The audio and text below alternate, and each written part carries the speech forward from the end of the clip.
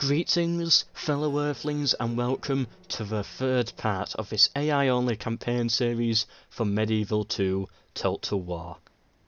Yeah, let's go. Venice made it all the way over here to the Crimea.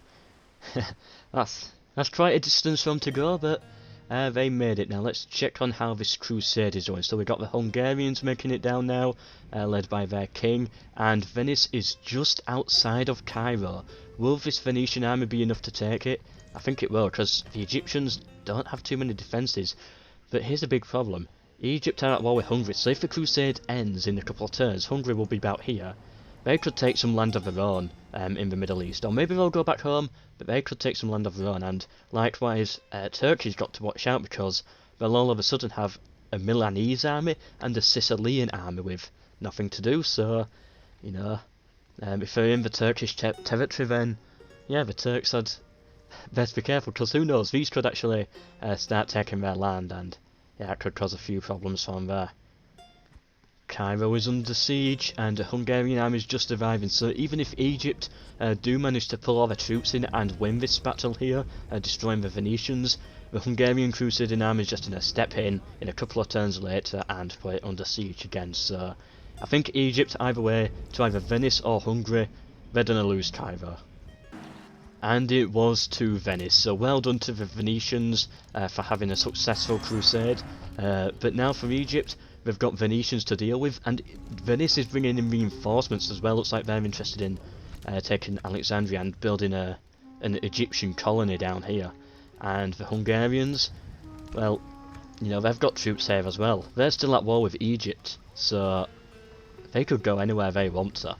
And same for the troops that were over here somewhere. I can't find them now. There's Milan. And also the Turks, although they do have some difficulties in their own lands with former crusading armies, they're still pushing on Byzantium, and they might be able to take this settlement. It'd be interesting to see. No, they got forced back. And the Hungarians are still standing here. I think the Hungarians are wanting to go home. It looks like they're waiting for a boat and they're just going to sail back home. Which is sad to see. I'd like them to do a bit more fighting around here, but whatever. And Venice, they've got a lot of troops there, and it looks like they're bringing in even more soldiers. They're really interested in Egypt right now. And Greece as well. The party of Corinth. They've got Byzantium in the fortress, and they're surrounded by Sicilians, the Papal States, and Venice. One of them has got to take Corinth. I doubt that Byzantium will be able to hold. A few rebels are here as well. Interesting. The Hungarians have put Constantinople under siege, the capital of Byzantium. I don't think they have the troops to take it. I think Byzantium will hold, but it's interesting to see if that's what we're going for. And this is a very large Egyptian navy up here. Very large. Speaking of Egypt, Venice, they don't seem too interested actually. They could have easily taken Alexandria, but yeah, I don't know really what's going through their minds. Maybe they're just happy with Cairo. I don't know. Uh-oh, the Mongols have arrived. It's going to be, I think, interesting to see their journey into the Middle East, rather than just seeing it by a time-lapse, and, yeah, where are they going to go? They usually go and take Antioch and make that their capital. That's what I usually see from them. But are they going to do the same in this one? Venice successfully took Alexandria, and they've still got enough troops around to defend, so, yeah, if they could take this and build, like, some super good Egyptian colony over here, then that'll be good for them. Egypt, it's a very wealthy region, so that would help them out a lot, and if they can get some troops up here as well, and possibly even take Jerusalem, which is good for any Christian faction to hold, but still, they've got to be careful. The Mongols are coming. Ever slowly. They're very slow, are the Mongols at first, but they're coming. The Hungarians come back with another army, and I think this army here will be enough to take Constantinople unless Byzantium bring in some reinforcements, which I don't think they'll be able to for a long time. And also Poland took this settlement here, I believe from Hungary, or it could have been from the HRE. They took it from the HRE, so the HRE had Vienna and Poland took over it. Constantinople has fallen, and this Byzantium city here is under siege as well. It's not looking good for them. Corinth, that's going to go eventually as well. Bye bye Byzantium. It's not a good position we're in. It's definitely not good. It's not the worst. I think French have it worst. Denmark took Antwerp, but France are not really doing anything. They're not even being attacked, I don't think. Yeah, they're now allied with Milan, and they're still at war with Portugal, but Portugal, they don't seem interested anymore. They didn't do anything in the first episode, they got completely destroyed in the second episode, and now we're here in the third episode, and no one's interested in them. No one sees them as a threat, so yeah, that's interesting, and it's going to be interesting to see how they play out as well. Who's going to take the land, or will they try and rise again? Here come the Mongols. They're at war now with the Turks. They've got Mosul under siege. Meanwhile, the Turks are actually expanding north into Russia, but it looks like Russia's interested. Yeah, they're interested in pushing on the Turks now, knowing that they're weak. The Turks, it looks like they lost a battle over here, but they've still got it under siege. I don't think they're going to be able to take that. It's not looking good for Turkey all of a sudden. Losing on this front, about to start war with Russia on this front probably, and now the Mongols are after them. That's not good. In fact, there's very few factions right now that are in a good place. Venice is one of them. I think Hungary's in quite a good place. They're not that large, but they're in a good position that has potential for the future. They're not collapsing. Poland again in a good position. Even Portugal, compared to how Portugal usually are, they're in a good position. 5 settlements, 3 of them in France. We've got quite a few good armies as well. And of course Milan is in a very powerful position there. The Mongols' first blood in Mosul. Where are they going to go next? Are they going to move north into the mountains to take Yerevan? Which I'm guessing most other factions would want the Mongols to get stuck up here in the mountains. But I think they're actually going to go for Egypt now and go for Antioch as they usually do. Where are they going to go? The English have gone to war with the Scottish. I think the English are definitely on top, but in numbers wise, but you know, Scotland don't even have troops up here. If Scotland can push onto the English and win a couple of battles, then they could take some territory off them. And yeah, I think it's in favour of England, but I don't think we should rule Scotland out. We've got some troops here on this boat as well. Whilst the English bring troops back home to fight the Scottish, the Spanish go to war with them. Do Spain have any territory, any armies nearby? Yeah, not really. If I can get a boat up here, we might be able to take... no, not really. Never mind. I thought that would be a bigger deal, but apparently not. No one's gone for Brussels yet. Well, people have tried, but no one's taken it. And it looks like Denmark is going to try next. There's been a revolt in Tunis. The rebels have kicked out their Sicilian overlords. Will Sicily be able to reclaim it, or will the Moors try and take it? The Moors have taken Corsica, but the Papals... No, actually, oh, this is Sicily. Sicily is trying to really make sure that it stays Catholic for 3 priests and 1 cardinal, all in Sardinia. Wow. Wonder what the religion will be like here. I'm guessing it would be in favour of the Christians because of all these priests and cardinals. I guess I was right. The Mongols going for the Egyptians, so they've crossed over the river here, completely ignoring Edessa, but yeah, putting Antioch under siege, I knew it. Now if I keep that settlement and turn it into the capital, then I was 100% right with the Mongols.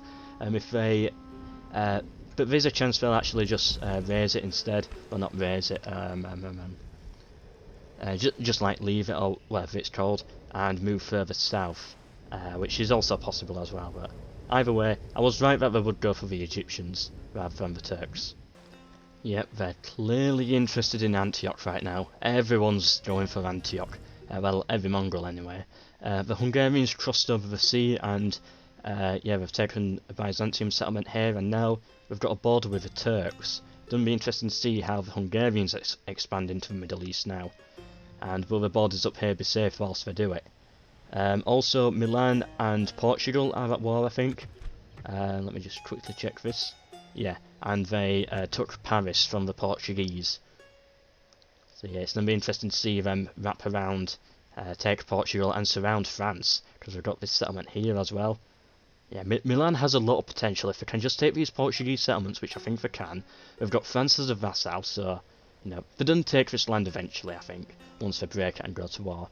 Yeah, Milan has a potential to be in a really powerful position in this. And with all these allies as well, still got 6 allies and 1 vassal, so, you know, we'll say 7 allies. Yeah, they're going to be difficult to bring down. And the Egyptians, still at war with everybody, almost. The Venetians have expanded south, and now they control all of modern Egypt. Where are they going to go next? Are they going to push for the Sicilians and take Libya, or move up further into the Middle East and go for Jerusalem against the Egyptians? The Polish are expanding further and further into HRE territory. The Holy Roman Empire right now is down to the final 5 settlements, but only 4 in Germany. The Danish coming down as well, the Polish pushing on them. It's not looking good for the HRE. Then again, I feel like I'm saying that for every faction right now. Oh, so I did not expect this. So, a crusade has been called for Antioch. People say it's at war with Mongols. But Antioch is controlled by the Egyptians, and the Mongols took Aleppo from the rebels, and they turned that into the capital, giving up on Antioch. Instead of going for the Turks at Adana. That was a very weird turn of events. Yeah, I don't know what to say after that. I thought they were going to take it, but no, they realised the crusade was coming, so they just wanted to get out of there. They'll come for it later. Smart play by the Mongols, I guess. The Mongols have taken Edessa and continue to expand. Looks like now they're interested in going for Antioch. Will that end the crusade? If the Mongols take the crusade settlement, then I think the crusade would end instantly, or will it continue for that settlement? I don't know. If it was Rome Total War and a mission, then it would end. I don't know how it works in Medieval 2 Total War. I've never seen this happen before. The Pope calls a crusade for Antioch, Egypt. But then the Papal State signs, oh no, they're at war with Egypt. Okay, I'm sorry, I read that wrong. And it looks like England has joined the crusade as well. But looking at England, it doesn't look good at home. Let's just check everything else. Yeah, that's all fine. Yeah, England lost York to the Scottish. Oh dear. Oh dear. Maybe a crusade is not something you want to get involved with right now. They took Wales, which was good. But to lose York to the Scottish... yeah, you need to keep these troops at home. Don't send them all the way to the Middle East. Keep them at home. You've got your own problems up here.